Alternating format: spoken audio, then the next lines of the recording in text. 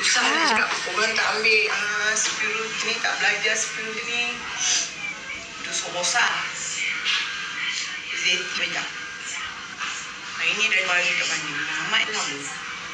Malah ni tebut. Adik nak air apa dik?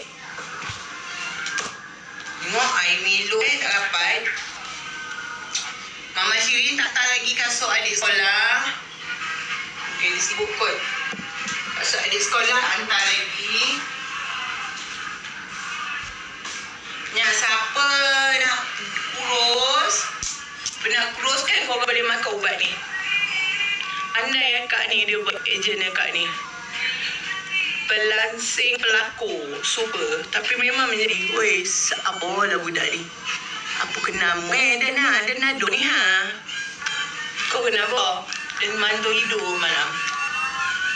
Kau bila nak hantar kasut Muhammad, oi? Kan tiba dia sukan sekarang. Pakai kasut. Kau nanti kan ada nak masuk sekolah student tu kan kau daftar ya. Dia malah lah pergi.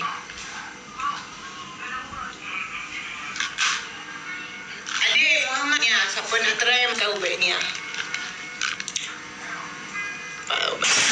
Muhammad Ramadan. Adik mana di badis mana? Kenapa ni letak nama Ibrahim? Kenapa kena letak nama Ibrahim? Dia ni. Ni anak sepuluh tu. Muhammad tak boleh tak ada abang Ibrahim. Ibrahim tak boleh tak ada Muhammad. Dua orang ni tak boleh pisah. Bawa jumpa Umi.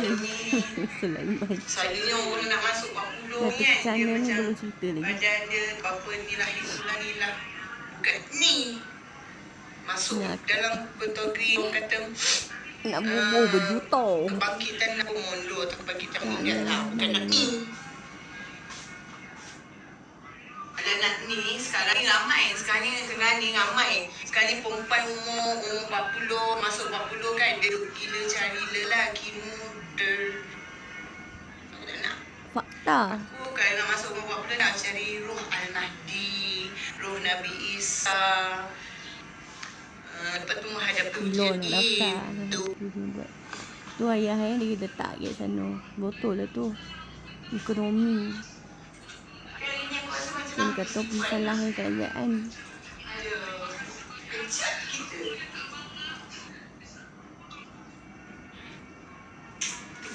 Kalau yang suruh dek, yang kapi tayar sikit dek, dia cari tanah. Sebelum 40 dia cari tanah. Tanya buat rumah bangsa. Dia tak tahu lah pojok lah. Tu gunanya. Sekarang ni orang dia tak nak buat rumah sulut.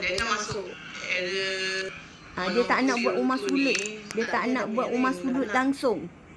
Aku suka rumah pondok macam rumah orang asli. Guna dinding kan kayu pokok. Dinding pokok. Dia nampak Allah Atap dia dah nampak ruh Nur Muhammad ya. Ruh macam Muhammad tu guru tasawuf, Dokmai. Bla-bla. Yalah. Tadi. Wih, gila babi sejuk. Selalunya Indonesia banyak tempat macam tu. Lepas tu pakai air alam. Tu apa? Tak faham aku. Air aluan sungai. Air terjun ke. Bukan air macam air terjun. Banyak-banyak senyap. Malas nak pakai pedas. Mana apa yang ada. Kalau ada api, masuk api. Cik Fuk macam tu lah api. Azam. Adik nak air ke apa? Lepas tu dia tutup. Air jimat je. Dia pakai air hujan. Buat kolam, dia buat sini. Abah, aku dah tahu. Abah ajar basic macam kolam. Lepas tu air hujan. Banyaklah basic orang tua dulu.